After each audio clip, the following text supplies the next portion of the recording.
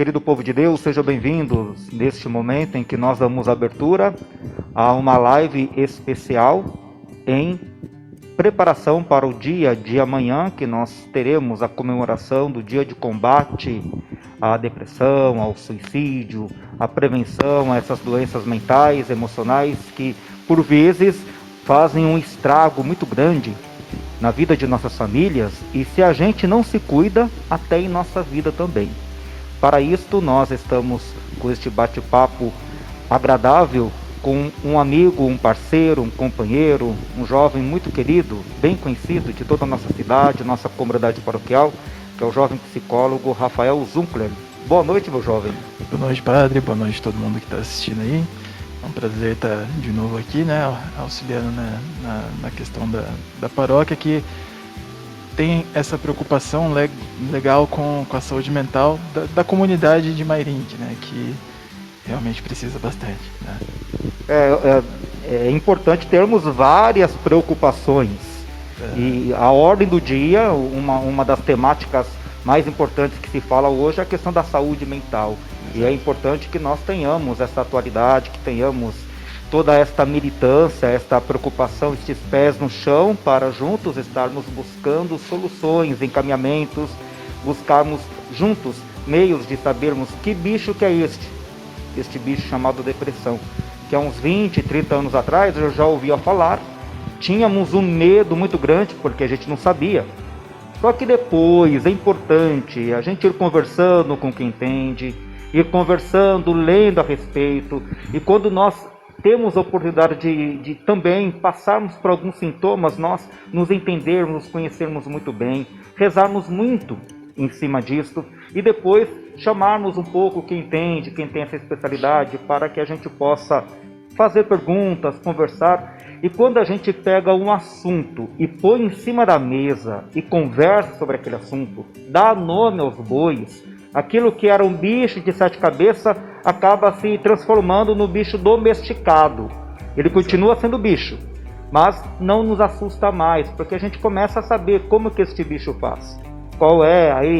Quais são as suas características, o que ele come, como que a gente faz para deixá-lo amarradinho ali, tranquilo na dele, como que a gente faz para não ficar provocando este bicho. Então, colocando este exemplo, é que nós queremos conversar, pegar este assunto de depressão e colocá-lo em cima da mesa e conversar sobre isso.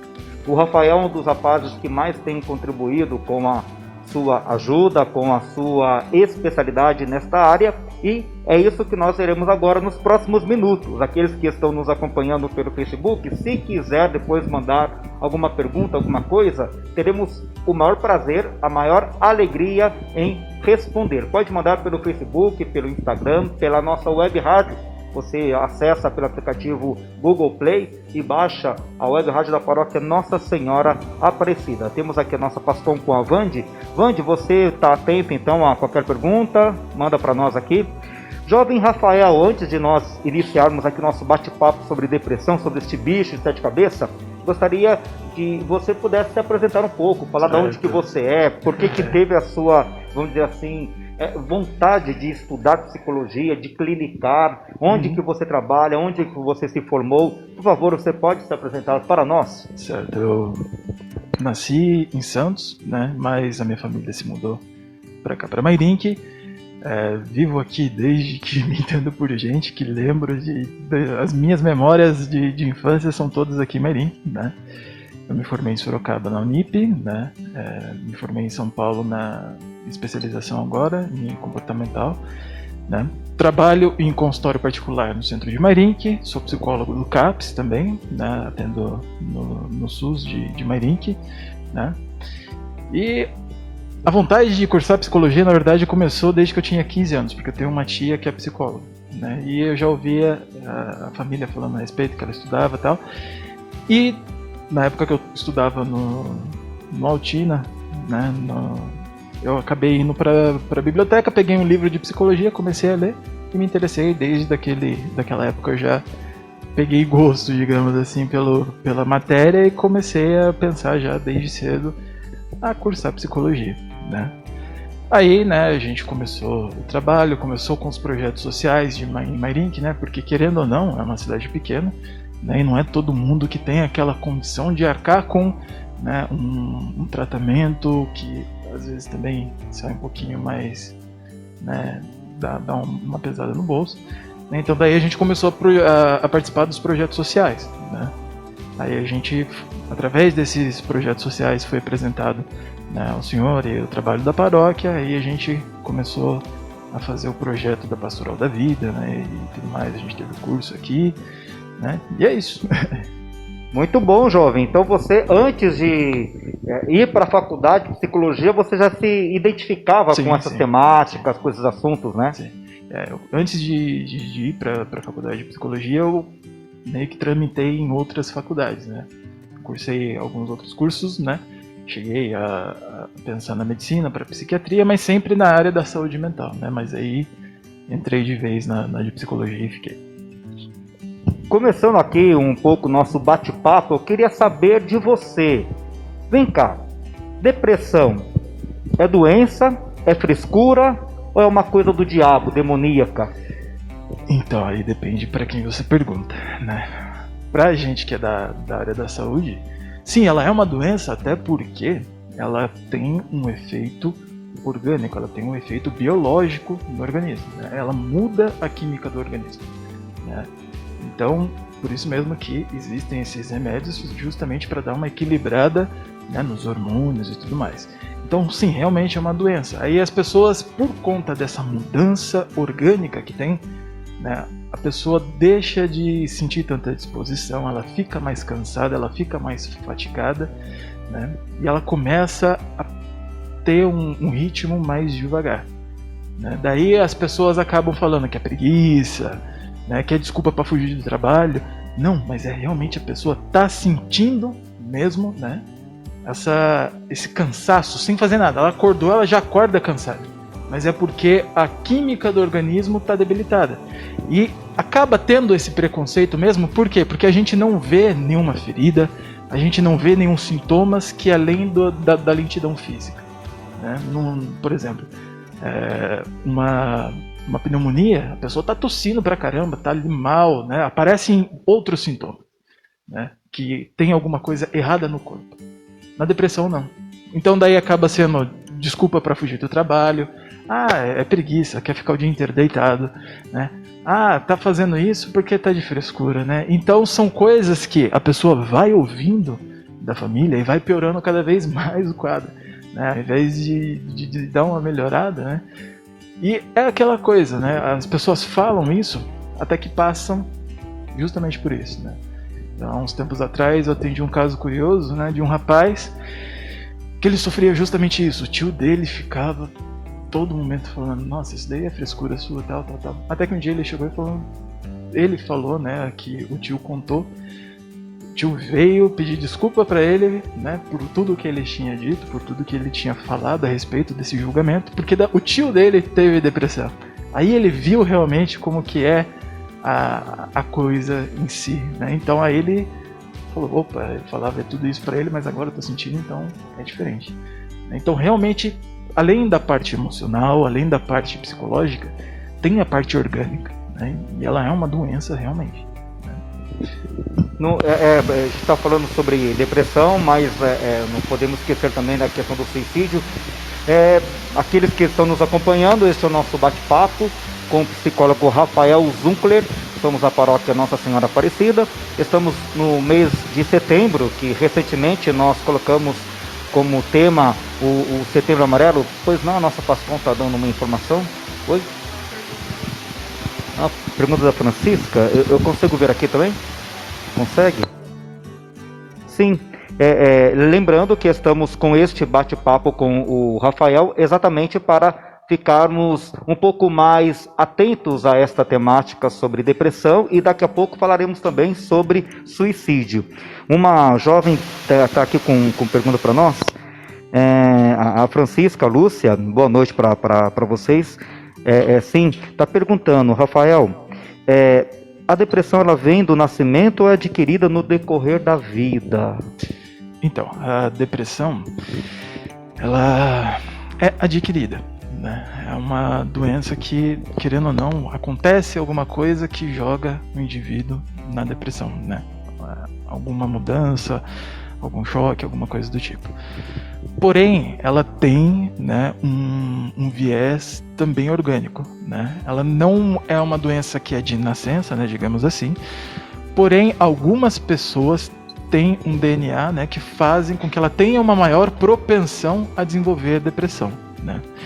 Existem algumas pessoas que nascem com um leve defeitozinho neurológico que acaba reduzindo a emissão de serotonina, dopamina, né, que são os hormônios responsáveis, né, pelo bem-estar e tudo mais. Então essa pessoa meio que tem uma depressão persistente, né, uma depressão leve, né, mas é uma depressão que ela não tem remissão, então ela fica por um longo tempo, né. Essa é mais um quadro orgânico, né. Então ela tem esses dois vieses, né, ela tem o viés orgânico, né, que tem uma influência, né, só que muito dos casos, né, que a gente vê, ela é uma das doenças psicológicas mais comuns que a gente tem, né, as questões mais comuns que a gente atende em consultório, ou é depressão ou é ansiedade, né, então são realmente adquiridas, porque não teria como tanta gente ter nascido, né, com essa questão orgânica. Então tem o viés orgânico, porém ela é muito mais, né, adquirida ao longo da vida. Sim, ainda sobre a questão da prevenção ao suicídio, a depressão, se ela então não for cuidada, não for administrada, não for conduzida por um bom profissional, pode gerar depois, ter uma consequência como suicídio? Em alguns casos sim, né? A gente vê no suicídio, os casos de suicídio, eles geralmente têm um desenho, né? Eles geralmente têm algumas causas mais incomuns, né? A maioria das causas, né, são algumas questões de psicopatologias, né? No topo dessas psicopatologias, né, mais ou menos uns 60% dos casos, né, a pessoa que se suicidou tinha depressão, né? Então, disparado, né, da maioria dos casos, tem alguma depressão envolvendo ali. Logo abaixo, né, em ordem decrescente, a gente tem os transtornos de personalidade, né? Transtorno de personalidade social, né, que é a psicopatia, a borderline, uma série de transtornos de personalidade aí. E logo em seguida nós temos o alcoolismo, que também representa ali 1/3, né, das causas de suicídio, né? Então, que acontecem, a pessoa era alcoólatra, né, etilista, como a gente chama, né? Então, são vários fatores que englobam, né? Mas a depressão, ela está no topo, né? É uma questão que mais aparece nas questões envolvendo o suicídio. Por isso, o Setembro Amarelo, né? Porque os estudos, né, da Organização Mundial da Saúde, né, os estudos contabilizando os suicídios, né, os casos de suicídio no mundo, né, acabou se descobrindo que, curiosamente, no mês de setembro, né, onde tem um pico de casos de suicídio, né? Aumenta muito em decorrer ao longo dos anos, né? Naquela vez que a gente teve o curso aqui, né, até trouxe o gráfico, né, é disparado lá em cima, né, no mês de setembro. Isso no mundo inteiro ou aqui no Brasil? No mundo inteiro. Por isso que amanhã, inclusive, é o Dia Internacional de Prevenção ao Suicídio, né, de combate ao suicídio. É no mundo todo, não é só no Brasil, né? E é um fenômeno que acontece no mundo todo, né? Então, eu tinha essa ideia de que um suicida é como se fosse o suicídio é o desdobramento de uma depressão mal tratada, mal administrada, mal curada. Então, nem sempre. Nem sempre. Uma depressão grave, nem sempre ela pode levar ao suicídio. Nem sempre, né? Aumenta o fator de risco, mas não necessariamente vai fazer com que a pessoa se mate. É um fator para a gente ficar de olho, né? Inclusive, né, para a própria prevenção, né, quanto mais grave a depressão, mais atento a gente deve ficar, né, porque é um fator realmente preocupante, né, a questão da depressão. Mas nem sempre uma pessoa que tem depressão vai necessariamente acabar se suicidando. É que entre os casos de suicídio, a taxa de depressivos é muito alta, mas não necessariamente que a depressão é igual ao suicídio, não necessariamente. Sim, são assuntos pesados, né? Se tiver mais perguntas aí, tem mais duas aqui. Vamos ver aqui. Anderson Silvino, deixa-me ver aqui se eu acho aqui, porque eu também não tenho essa habilidade com essas redes sociais. A Francisca Lúcia Souza, então, respondida a questão, temos também, a maioria das depressões são adquiridas, mas existem alguns elementos de depressão que podem também ser provenientes do nascimento, são genéticos.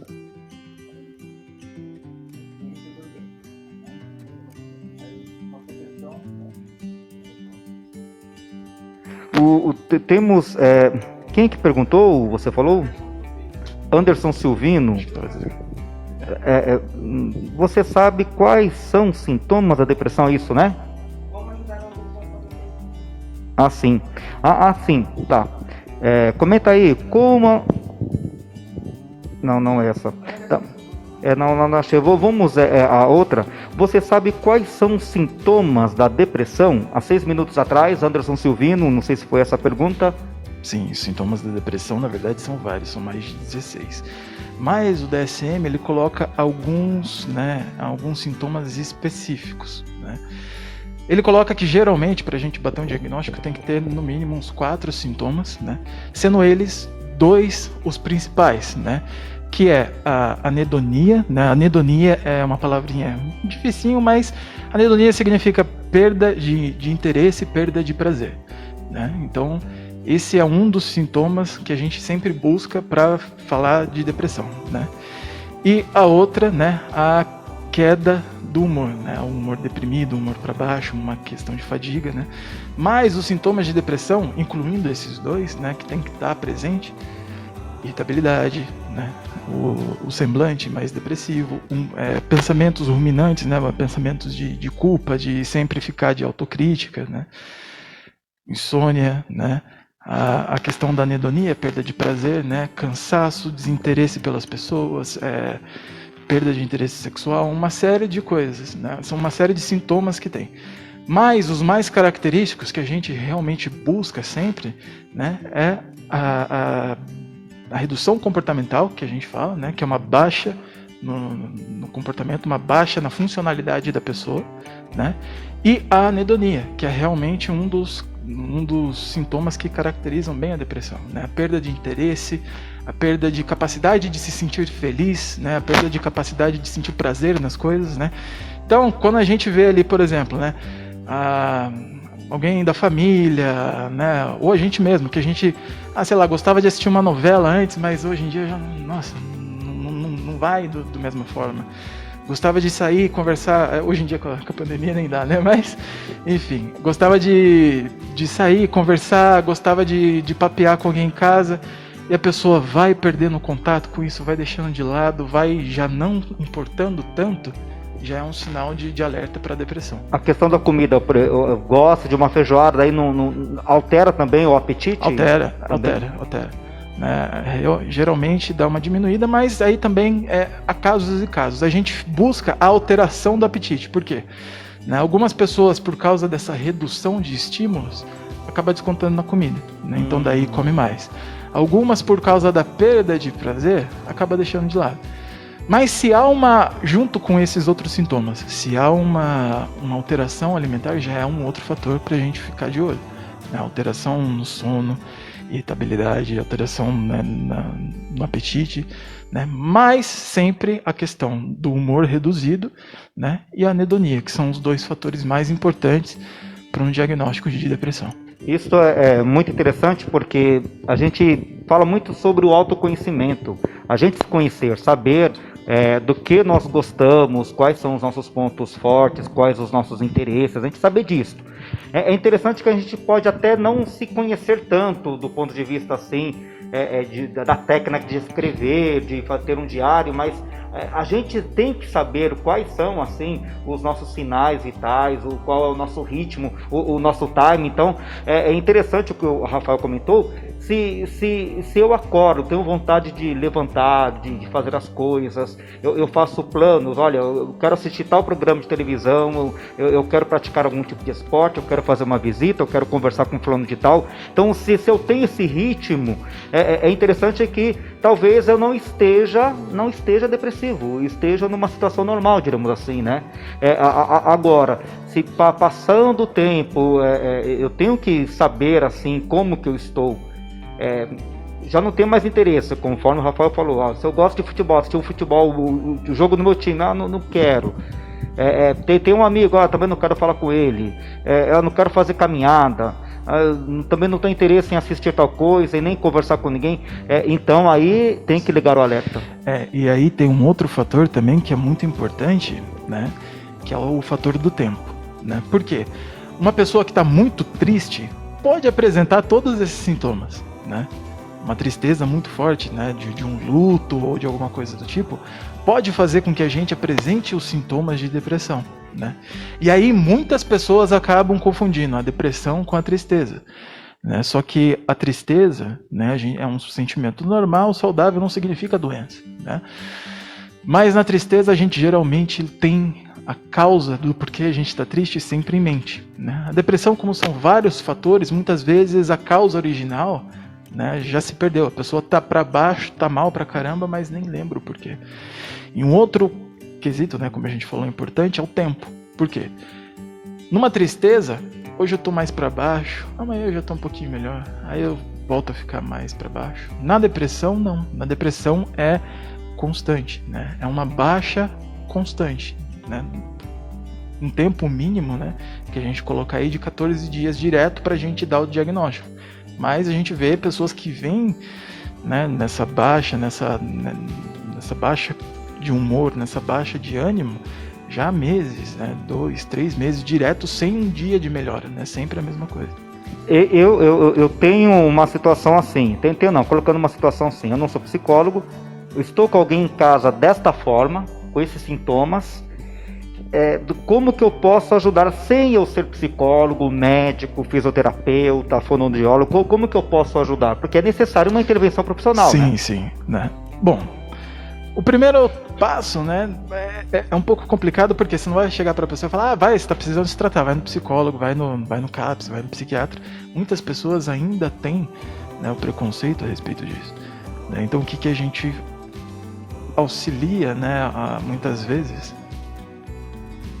né, nessa questão, né, é uma mudança talvez no jeito de falar com a pessoa. Por quê? Porque se a gente auxilia a pessoa a se sentir mais animada, a se pôr em movimento, né, fazer coisas, isso já dá uma levantada, né, já é uma ativação comportamental, já dá uma levantadinha, né? Então ao invés de falar, putz, você não sai da cama, né, muda, vamos dar uma volta, você só fica aí, não tá com preguiça de trabalhar, né? Chama para ir junto, chama para fazer outras coisas, né? Muda o discurso, né? Quebra o discurso de julgamento, chama para fazer as coisas, chama para se mover, para se movimentar, né? Esse é um dos primeiros passos. Por quê? Porque daí a pessoa vai ver que não tem um julgamento em cima dela, que não tem um peso ali em cima dela, uma cobrança. Isso daí já aproxima muito mais para você falar, esses últimos dias você tá meio mal, tá? Vamos procurar uma ajuda, vamos, né, procurar um psicólogo, vamos procurar, né, um psiquiatra, alguma coisa para você, né, ficar bem e tudo mais. Por quê? Muitas vezes, são raríssimas as vezes que algum paciente chega até a gente do cuidado da saúde mental porque alguém da família foi ajudar. Isso daí acontece muito mais com mãe e com filho, né? Mas é muito raro, por exemplo, marido fazer isso com a esposa fazer isso com o marido. Por quê? Porque há um grande julgamento em cima disso, né? São raras as vezes que alguém chega no consultório e fala, vim aqui porque meu marido estava muito preocupado, vim aqui porque minha tia, alguém estava muito preocupada, né? Geralmente essa preocupação de fazer o outro procurar ajuda acaba vindo mais, né, da mãe com o filho, né, e por aí vai. Justamente por essa questão, né, do julgamento, de achar que é frescura, de achar que é bobeira, de achar que é preguiça, né? Então acho que para começar a ajudar alguém assim, o primeiro de tudo é quebrar justamente esse preconceito, né? Não ter essa questão do julgamento. E isso daí é muito, se no caso da depressão é importante, no caso do suicídio é muito mais importante ainda, né? Porque no caso do suicídio nós temos muito mais ditos populares, digamos assim, muito mais preconceitos, né? Quem quer fazer não avisa, é só frescura, é só para chamar atenção, quem quer matar se mata mesmo, não fica tentando, né? Então existem muito mais desses preconceitos em torno do suicídio, né? E se a gente não consegue nem quebrar os preconceitos que a gente tem em cima da depressão, quem dirá do suicídio, que é um tema muito mais delicado, um tema muito mais pesado. Você falou que tem alguém... Érica Regina, qual foi a pergunta dela? A síndrome do pânico é relacionada à depressão porque tive 2 crises fortes. Isso, a diferença, a distinção entre síndrome do pânico e depressão? Não, sim. Então, a síndrome do pânico, ela faz parte dos transtornos de ansiedade. Ela está ligada mais à ansiedade do que à depressão, né? A questão de alguém falar que eu tô ansioso, mas eu tenho depressão, é porque as doenças podem acontecer em comorbidade, elas podem acontecer ao mesmo tempo. É perfeitamente plausível, né, que alguém que tenha depressão também tenha ansiedade, né? Mas a questão da síndrome do pânico, ela está muito mais focada, né, na questão da ansiedade. O que é a síndrome do pânico, né? Em algum momento a pessoa desenvolve um ataque de pânico, uma fobia, alguma coisa muito grande, né? Tem em algum momento da vida um ataque de pânico, né? E ela acaba desenvolvendo um medo tão grande daquele ataque que isso muda toda a rotina dela. Ela deixa de sair com medo de ter ataque, porque o ataque de pânico, para quem tem, é algo assustador, né? A pessoa, o coração dispara demais, a pessoa fica sem ar, né? Parece que vai morrer realmente na hora. É como se tivesse tido uma experiência de sequestro, de assalto, coisa assim. É como se estivesse infartando, né? É algo físico mesmo, a pessoa realmente sente algo físico, mas aí chega no pronto-socorro, faz o eletro, o coração tá normal.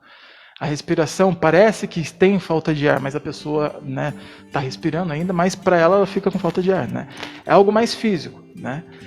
Mas, né, é algo assustador para a pessoa, porque quem tem realmente pensa que ou está morrendo, que está enlouquecendo, né? E por causa de ser uma experiência tão assustadora para quem passa, né, ela acaba desenvolvendo um medo muito grande de passar de novo por aquilo. E daí acaba, né, evitando uma série de coisas. Eu não vou sair porque vai que eu tenho um ataque na rua. E aí, quem que vai me socorrer? Né? Ou seja, quando a questão do medo do ataque muda toda a rotina, né, aí a gente já está falando de uma síndrome do pânico. O ataque é o ataque de pânico. A síndrome do pânico é quando vem essas outras questões em torno do ataque de pânico. Mas aí já é uma questão dos transtornos de ansiedade. Não tem paralelo com a depressão. Aproveitando no sentido de tratamento, sentido terapêutico, uma pessoa te procura e apresenta os sintomas, descreve os sintomas de depressão. Eudaimonia, que o senhor falou, como que foi mesmo o termo? Anedonia. Isso, perda de interesse para as coisas que gosta, desânimo, esta falta de energia, de perspectiva, e fora a tristeza, essas coisas todas. Quais são os encaminhamentos que um bom psicólogo orienta para o seu paciente ou psiquiatra? Certo, então, depende do caso, né? A gente tem que avaliar a gravidade. Para isso a gente usa testes, né? Alguns psicólogos usam os testes, né? Tem testes de inventário de depressão, tudo, que medem o grau, né, da intensidade dos sintomas, dependendo do grau, né, de gravidade da depressão. A gente acaba tendo que fazer, né, um encaminhamento para o psiquiatra para entrar com auxílio medicamentoso, né? Por quê?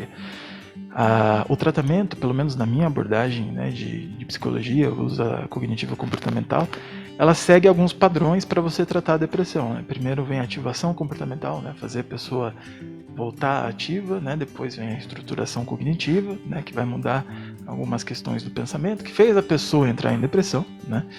E por fim tem a prevenção à recaída, quando a pessoa já está melhorando. São 3 passos, então, né?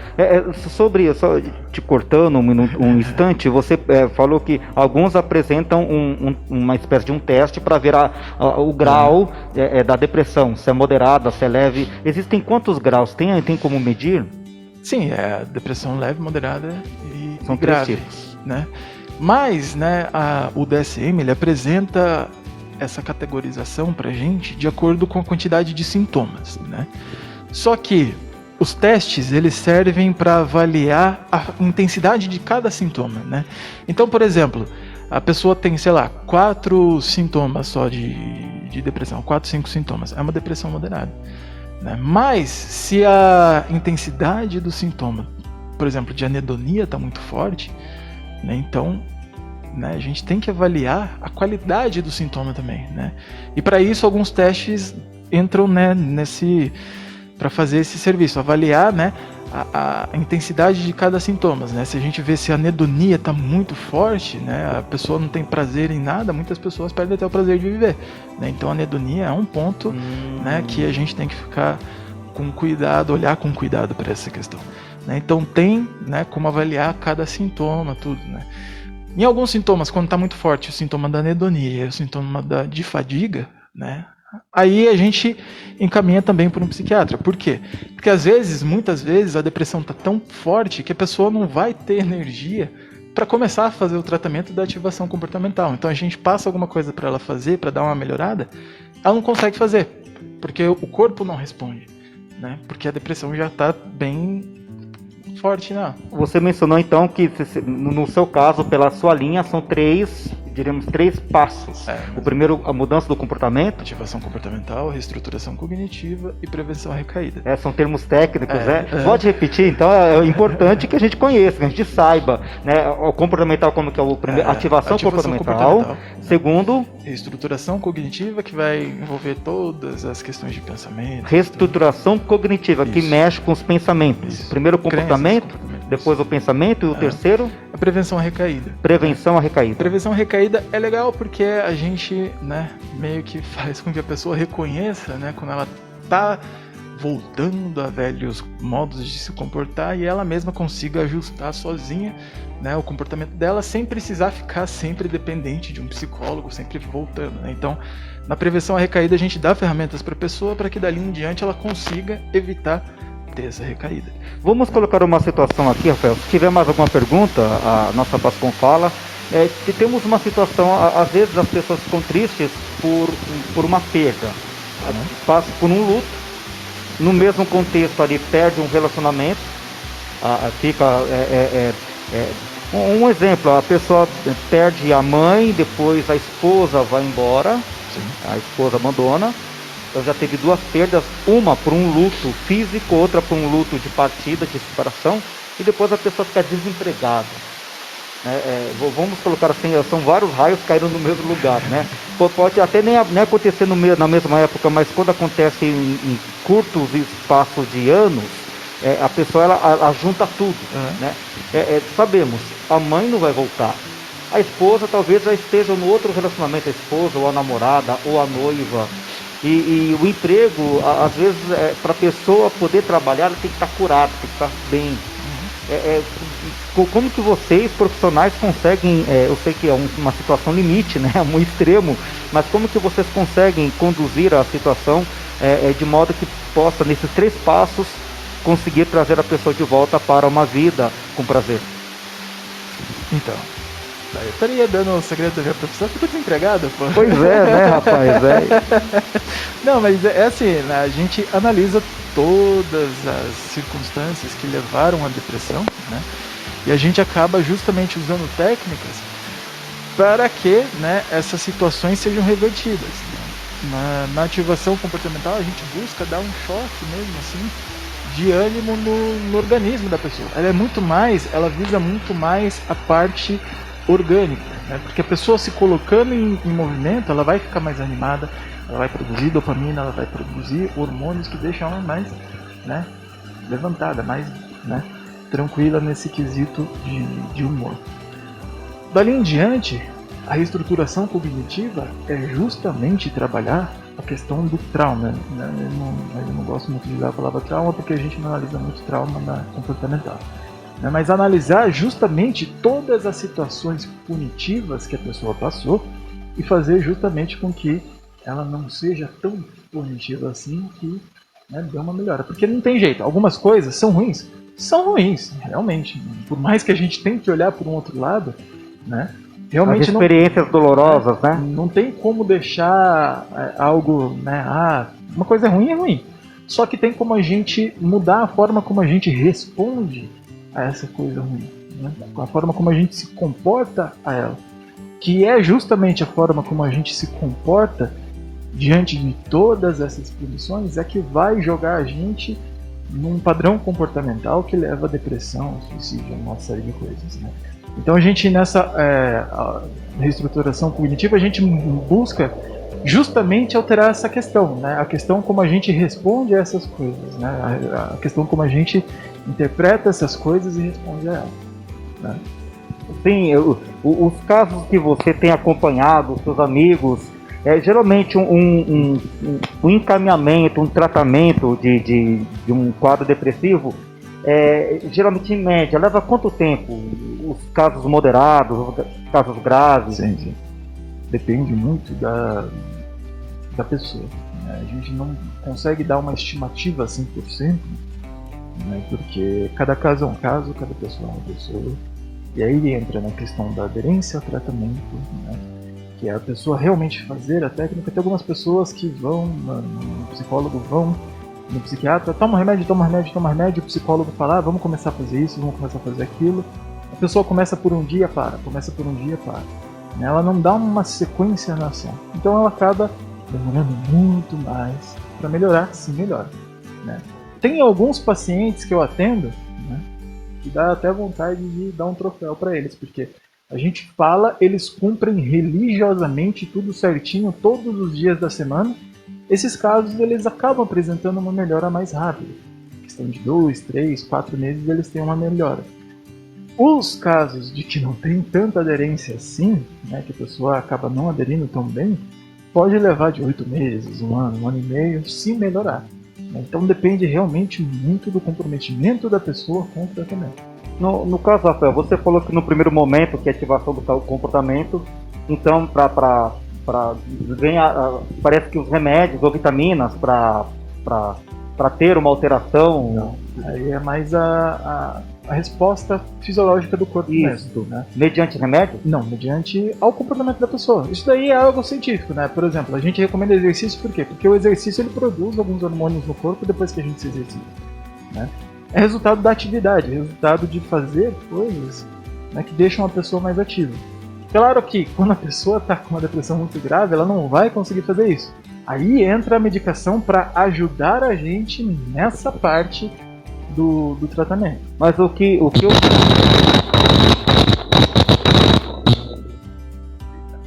A gente compartilha o microfone. O que a minha experiência, acho que todo mundo que está em casa também já viu uma situação assim. Pessoas em depressão, quando começam a tomar remédio, parece que ficam meio que sonolentas, meio que dopadas, dormem mais, ficam meio que aéreas. E aí que por vezes parece que não tem tanta aderência ao tratamento. Você tem alguma coisa a falar a respeito? É que depende muito do remédio, depende muito dos sintomas, né? Às vezes, né, aí que entra a questão da qualidade dos sintomas que a gente falou.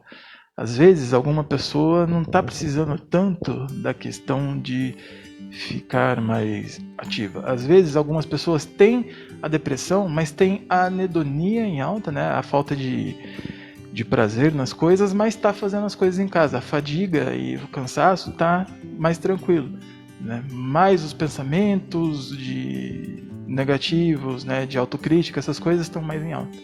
Aí é uma outra medicação que entra, né? Às vezes a pessoa está mais com a questão da fadiga e tudo mais, aí é uma outra medicação. Então, cada caso é um caso, né? É isso que a gente acabou de pautar, né? Então, né, tem essa questão aí de olhar para a pessoa, não para doença generalizada, mas ter o conhecimento do que é uma depressão, como diagnosticar, mas ver como ela está se passando naquela pessoa, que é assim que a gente vai conseguir ajudar aquela pessoa, né? Esse é um ponto específico. Algo importante também, estamos com um psicólogo aqui, Rafael Zunkler. O que eu já conversei com muitas pessoas que precisam passar por um psicólogo, Rafael, às vezes procura um profissional aqui, um profissional ali, e como mexe muito com a sua vida, com a sua estrutura emocional, às vezes o psicólogo também tem que mexer ali em algumas situações que incomodam a pessoa.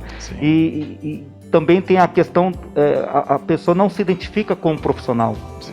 com o psicólogo, com esse, com aquele, então dá trabalho em aderir ao tratamento, não ajuda, não colabora, fica pingando de psicólogo em psicólogo. O que você tem a dizer nesse sentido? Isso é de praxe, é normal, não tem o que fazer, ou vocês orientam de alguma forma? Não, sim, isso daí é uma questão de vinculação, né? É normal. Realmente, da mesma forma que ocorre em qualquer relação humana, né? Tem a questão da pessoa não se sentir tão à vontade com o psicólogo, né? Que a gente chama que não teve uma vinculação boa com o psicólogo, né? E tudo mais. E tem pessoas que, por mais... No começo a gente até tenta, né? Se adaptar a um outro modo que consiga trazer a pessoa, né, para o lado do tratamento, que consiga melhorar a vinculação. E algumas vezes não tem realmente o que fazer. Só que como a gente, né, tem já toda a questão do código de ética, que já fala a respeito disso, né, então sem problemas. Quando a pessoa não vincula com a gente até pode indicar um outro profissional, a gente, né, indica outros psicólogos que talvez ela consiga ter, né, uma vinculação boa. Isso daí é normal, acontece. Da mesma forma que pode ir paciente, tanto no meu consultório quanto no CAPS, que não vincula comigo, também vai pacientes que não vinculam com outro psicólogo, e aí a gente indica para um outro profissional, olha, talvez se dê melhor com essa pessoa, né, ela atende assim, assim, assim, né. O que a gente não pode deixar é a pessoa sem uma orientação, sem algum caminho para onde ir, né? Falar, você não vinculou comigo? Tudo bem, então boa sorte, tchau. Né? A gente dá um caminho, ó, você não se vinculou comigo, perfeito, normal, acontece, né? Tem esses outros profissionais aqui que você pode talvez, né, buscar e talvez se vincular a eles sem problema nenhum. Sim, são questões importantes, como o Rafael falou, eu usei o termo identificação, né? O Rafael usou o termo vinculação, de criar vínculo, né? De ter ali uma relação fraternal, de amizade, de confiança. Isso é muito importante para que haja essa interação e depois o paciente, sentindo confiança no profissional, possa aderir ao tratamento. Estamos indo aqui para os últimos minutos, a proposta era irmos até às 9 horas, temos aí mais ou menos uns 10 minutos, Sim. Já faremos aí considerações finais, as perguntas, caso você depois queira colocar uma pergunta, pode deixar lá no Facebook, que encaminharemos depois para o Rafael. Nós já tínhamos deixado esta proposta já uns 4, 5 meses atrás, logo no comecinho não, no começo da pandemia, mais ou menos ali no final de abril, colocamos ali, pergunte ao psicólogo, exatamente porque temíamos uma pandemia de depressão devido à questão do Covid, de todos os dias estar falando de morte, de não podia sair de casa, então tudo isso traria, eu imaginava, acho que o Rafael também imaginava, traria efeitos muito grandes para que a população tivesse um surto de depressão, uma pandemia também de depressão ou de doenças mentais. Mas no caso, depois vocês podem mandar perguntas, caso vocês não queiram mandar agora, mandem depois. Se vocês não tiverem psicólogo amigo, podem ter aqui do Rafael, o nosso amigo, o seu psicólogo amigo também. Rafael, vamos fazer mais ou menos uma retomada dos principais pontos que nós tratamos aqui. A questão do setembro, né, que é o setembro amarelo, porque que é a questão dos principais sintomas da depressão, como que é mais ou menos uma abordagem com o psicólogo e o paciente, fazendo uma retomada para a gente estar pontuando. Na realidade, eu acho que seria mais interessante, e né, eu tenho algumas perguntas ali justamente de suicídio, aí depois a gente dá uma olhadinha, né, que mandaram para mim, que eu fiz a divulgação. Mandaram para você? Sim, a divulgação ótimo. Nas minhas redes sociais, eu não mandaram sabia, algumas perguntas. Desculpe. Não tem problema. Então assim, né, a intenção, né, das lives que vão acontecer agora, que eu vou fazer, né, nesse mês aqui, é justamente, né, com uma pessoa, né, que não tem o treinamento, que não, né, conhece a respeito de suicídio e tudo isso, consegue auxiliar na questão do suicídio, né? E aí entra justamente naquilo que a gente falou a respeito, né, da depressão, né? Primeiro de tudo, né, a questão de quebrar o preconceito, né? Existem muitos mitos em cima do suicídio, né? Primeiro de tudo, né, é realmente a pessoa fica insegura porque tem aquela ideia de que, eu vou falar muito a respeito dele se matar, vai que eu dou incentivo, né? Vai que eu estou estimulando. Mas é justamente o contrário, né? Por quê? A pessoa vai falar a respeito daquilo, ela vai desabafar, né? Ela vai aliviar aquele impulso de morte. Porque querendo ou não, né, como a gente conversou lá nos cursos que tivemos, né, o suicídio, muito dos casos de suicídio são atos impulsivos, né? Então se a gente consegue parar ele, consegue parar esse impulso, consegue dar uma aliviada nessa pulsão de morte, né, nesse impulso de morte, a gente vai estar dando uma reduzida, né, na possibilidade da pessoa acabar fazendo. Né? Isso só o fato da pessoa poder sentar com alguém, né, falar a respeito disso, sem ter julgamento, sem ter a pessoa apontando o dedo, sem ter a pessoa falando, meu Deus do céu, isso daí é um pecado tremendo que você está fazendo, você tá louco fazer isso, tal. Só da pessoa poder desabafar tudo aquilo e alguém do outro lado falar, putz, eu entendo, né? Compreender ela, demonstrar empatia e demonstrar que se preocupa, isso já é um passo, né, que é extremamente importante e já dá uma ajuda inicial. Né? Então esse é um primeiro passo, quebrar esse preconceito e esse medo de que se eu for falar muito, né, a pessoa vai acabar fazendo, vou acabar incentivando. Não, na realidade os estudos mostram que a pessoa falar, ela acaba desabafando, ela acaba tendo esse alívio. Esse é um dos passos, né? Segundo passo, obviamente, que também é extremamente importante, né, quebrar essa questão do julgamento, né? Não importa se você acha que o suicídio é um pecado enorme, alguma coisa do tipo. Não importa se é contra os seus valores, se é contra o que você acredita, se é contra o que você pensa de certo e errado. Ali não é o momento para você pregar para a pessoa, não é o momento para você julgar a pessoa. É o momento de você ouvir, é o momento de você acolher o que ela tem para dizer para você. Por quê? Porque você já vai fazer isso com uma intenção em mente. Qual que é essa intenção em mente? Conseguir 2 acordos com a pessoa. De que ela não vai fazer nada sem antes falar com você ou avisar alguém. 2, que ela não vai fazer nada sem antes ela conversar pelo menos ou com um psicólogo, ou com um psiquiatra, ou com um médico, né? A Organização Mundial da Saúde, na questão de prevenção ao suicídio, ela recomenda que você tente fazer justamente esse acordo com a pessoa, né? De que ela não fará nada sem antes, né, ir até um psicólogo ou um psiquiatra. Né? Então, mesmo que for o caso, leve a pessoa, né, firme esse acordo com ela, você não vai fazer nada, eu vou conseguir um psicólogo para você, mas não faça nada até você conversar com ele. É a única coisa que eu te peço. Né? Firme esse acordo com a pessoa, tenta fazer com que ela... Né? Mas para chegar a esse nível de confiança, você vai ter que ir trabalhando a conversa. E aí entra a questão de, né, aceitação, a questão de não julgamento, não apontar dedos, né? E esse é um passo extremamente importante. Né?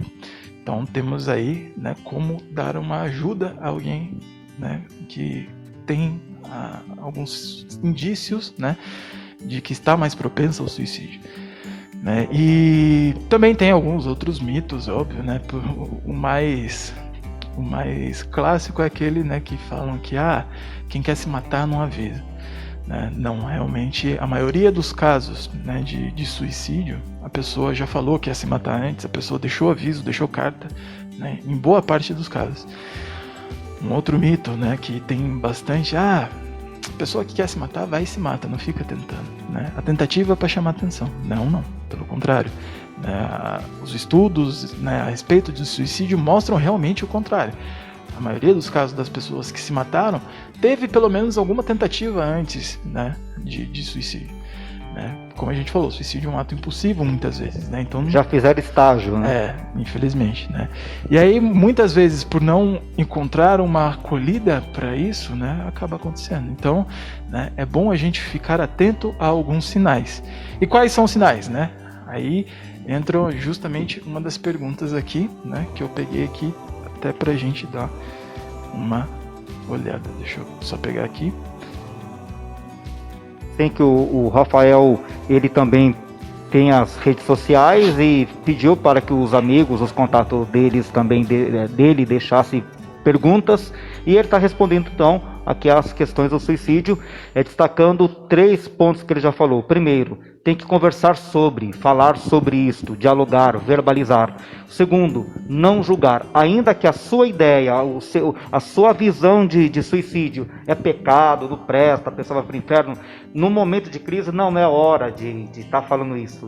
A abordagem tem que ser outra. Pelo contrário, a abordagem tem que ser de confiança e até fazer um acordo. Olha, não faça nada enquanto eu não procurar ajuda para você, arrumar um psicólogo ou de alguma forma fazer alguma correria. E conseguiu? Achou aí? Sim. São duas perguntas em uma, né, na realidade, né, que ela coloca aqui. Toda pessoa que comete suicídio tem algum problema mental? Como a gente falou, né, a maioria dos casos de suicídio eles envolvem uma psicopatologia, né, sendo elas a depressão, o alcoolismo, esquizofrenia e transtornos de personalidade, as que mais aparecem, né? Mas tem outros fatores também que influenciam no suicídio, né? O suicídio, querendo ou não, né, segundo a Organização Mundial da Saúde, é a terceira maior causa de morte entre jovens de 15 a 35 anos, né? Especificamente de homens, porque homens cometem mais suicídio, né? Estatisticamente, né, a proporção de homens que cometem suicídio é de 3 para 1 para a mulher, né? Então, os homens cometem mais suicídio, né, e as mulheres têm mais tentativas, né? Os homens acabam tendo um maior número de suicídio, a mulher, né, mais número de tentativas. Então, não é somente a questão de psicopatologia mental, né, de psicopatologia que influencia no suicídio. Tem algumas questões culturais, questões sociais, né, pressões e, né, questões de como a pessoa encara a morte, justamente alguns modos de ver a vida, né, de pessoas que têm geralmente um pensamento muito estreito, muito rígido, né, ou é isso, né, de resolver as coisas. São pessoas que a gente, né, coloca em quadros aí que acabam tendo uma maior propensão, né. E aqui nós temos também, né, é possível determinar o perfil de quem tem tendência a cometer suicídio? O perfil já acaba sendo mais ou menos esse, né? Geralmente ocorre mais em homens, né, na faixa etária de 15 aos 30, aí dá uma pausa, curiosamente, e depois retoma, né, um número muito grande de casos acima dos 50, 60, né? Então, também tem essa questão do perfil aí. E tem alguns comportamentos também, né, que a pessoa vai tendo, né? A pessoa acaba ficando com um comportamento mais retraído, muito impulsivo, começa a fazer despedidas, começa a falar de maneiras que dão a entender que está se despedindo, né? Começa a ajeitar a vida financeira, né? Começa a fazer testamento, ajeitar todas essas coisas, né? Falar que está cansada de viver, falar que está cansada da vida, que a vida não tem mais sentido, né? Acabar falando que vai se matar ou que tem vontade de morrer, são todos comportamentozinhos que a pessoa vai dando sinal que já fazem com que a gente fique com uma anteninha em pé, assim, que é bom a gente começar a quebrar aquela questão de tá falando da boca para fora, né? Tá falando da boca para fora? Ok, em muitos casos podem estar, mas e se não? Então é bom a gente ficar atento, é bom a gente ficar, né, de olho em alguns casos. Por quê? Tá falando da boca para fora? Se for, beleza, a pessoa tá falando da boca para fora, né? A gente buscou ajuda e a pessoa tava falando da boca para fora, a pessoa vai ficar bem e tudo mais. Mas e se a gente acha que a pessoa tá falando da boca para fora e não é, né? Então, em todo caso, é bom ficar atento, né? E aí entra essa questão de deixar justamente o preconceito de lado, né? Porque é justamente esse modo de pensar, esse preconceito que a gente tem a respeito do tema, que muitas vezes fazem com que a gente não dê bola e não dê a devida importância justamente para os sinais que as pessoas acabam nos dando no dia a dia, né? Quem quer fazer não fala, quem quer fazer não avisa, né? Então são todas essas questões que acabam fazendo com que a gente não dê muita atenção. E aí entra um outro ponto importante, né? Onde encaminhar a pessoa, né? Tem o CVV, né? Que é o Centro de Valorização da Vida, né? O número, se não me engano, é 188, né? O CVV, que na realidade o Setembro Amarelo começou, né, justamente com ele. Temos também a questão, né, do CAPS, que é um serviço que atende a demanda de suicídio, né? Então o CAPS está sempre de portas abertas para acolher, né, esse tipo de demanda. Inclusive, na pandemia, os atendimentos lá aumentaram bastante. A gente aumentou em 50% o atendimento agora, né, na época de pandemia. Presencialmente? Então, presencialmente, a gente não parou de atender. Né? Inclusive, no mês passado foi o mês que a gente mais atendeu. Né? Então houve um acréscimo mesmo na pandemia? Houve uma procura, uma demanda gigantesca que realmente... Se a gente for para analisar o quanto de atendimento que está tendo no CAPS agora, né, com o que estava em março mais ou menos, subiu em 50%, 60%. Né? É um número bem expressivo de casos. Né? Então... Sim, é importante, quem está nos acompanhando agora, agradeço a audiência de vocês, creio que sempre é importante reunirmos a família no horário nobre, que é à noite, que o povo chega em casa, janta. Geralmente nesse horário a gente vai para frente da televisão, vai ver o noticiário, vai ver novela, vai ver o programa de auditório e por vezes não são muito construtivos. E eu aconselho, eu incentivo para que a gente tenha esses bate-papos.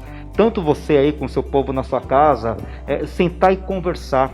Por vezes a depressão e o suicídio é falta de diálogo, é falta de conversa em casa. Isso que estamos fazendo aqui com o Rafael, sentar e conversar sobre um assunto. Temos muitos outros assuntos que poderíamos conversar também. A questão da sexualidade, a questão do envelhecimento, a questão de uma gravidez, a questão de planejamento financeiro, a questão de vocação, a questão de profissionalização, a questão escolar, tantos assuntos, relacionamento, namoro dos filhos, casamento de pessoas com outras religiões, temos tantos temas e olha quanta riqueza nós poderíamos estar conversando com o povo em casa. Hoje, nós escolhemos para conversar sobre a questão da depressão e do suicídio. Olha quanta riqueza nós vimos e não se esgotou. Isso daqui dá pano para manga. Né? Daria para a gente conversar, peraí, olha só, falando sobre a questão do suicídio, a maioria são homens, dos 15 aos 30, tem um intervalo e depois dos 50, 60 começa a ter uma incidência. Só esse fator aí, o suicídio nos homens depois dos 50, 60 anos, é muita coisa. Temos muitos homens com essa faixa etária em nossas famílias. E pelo que parece, é uma das faixas etárias mais assim, impactadas com o suicídio. Isso nós temos que conversar com eles sobre isso. Quantas pessoas que são nossos pais, nossos padrinhos, nossos avós, nossos sogros, nossos, sei lá, nossos tios. É importante conversarmos sobre isso. De qualquer forma, agradeço muito você, Rafael, que hoje se disponibilizou de estar aqui. Você teria mais uma questão? Não, é mais a respeito do número de acolhimento online do CAPS, né? Sim. Então, o CAPS, ele, né, agora em pandemia, a gente está fazendo mais um acolhimento, né? De maneira online.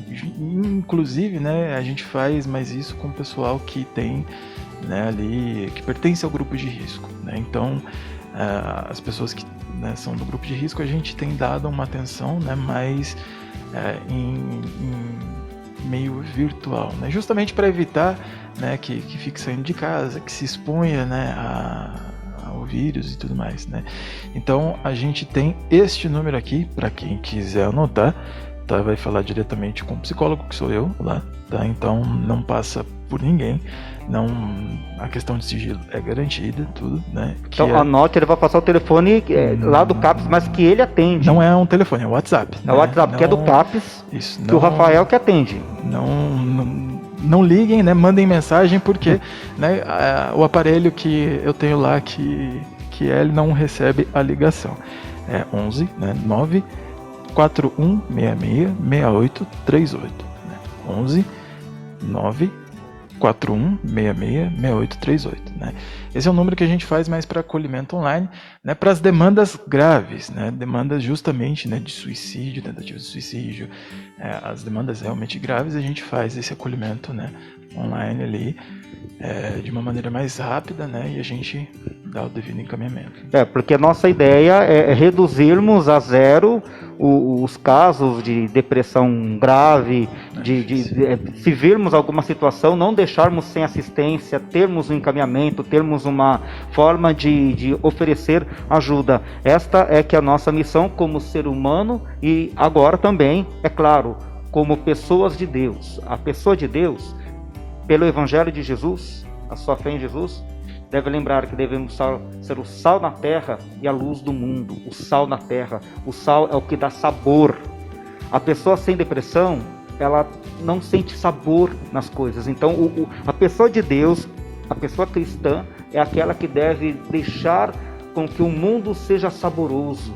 Então, para aqueles que estão sem esta energia, sem este sabor, um cristão, quando passa pela vida dela, vai fazer todo o esforço possível, pela sua prática, pela sua experiência, pela sua fala, pelo seu testemunho, de conferir sabor à vida das pessoas. E essa deve ser a nossa missão. Espero que você também tenha se enriquecido muito com esses breves momentos que passamos aqui. Até extrapolamos um pouco o momento. Desculpa, Rafael, se a gente roubou muito seu tempo.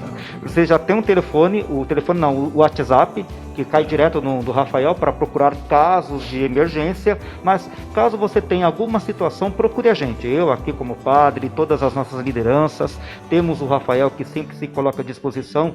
O que nós queremos pela nossa fé, o padre por uma vocação sacerdotal, o Rafael por uma vocação profissional, mas que ele também se identificou como missão de vida, desde antes de fazer a faculdade. Ele se identificou com essa missão de ser psicólogo, de ajudar. O psicólogo é aquele que tem a missão de ajudar as pessoas a se entender, a se resolver. O que seria a missão do psicólogo?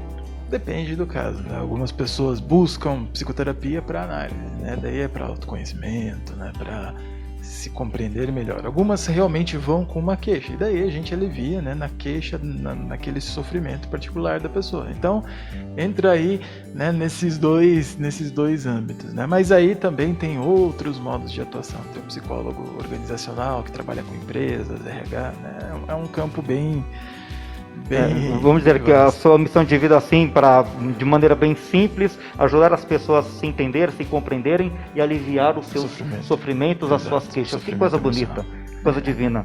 Que você também que está em casa possa se identificar com esta causa e nos ajudar a reduzirmos os sinais de depressão no meio do nosso povo, de nossas famílias.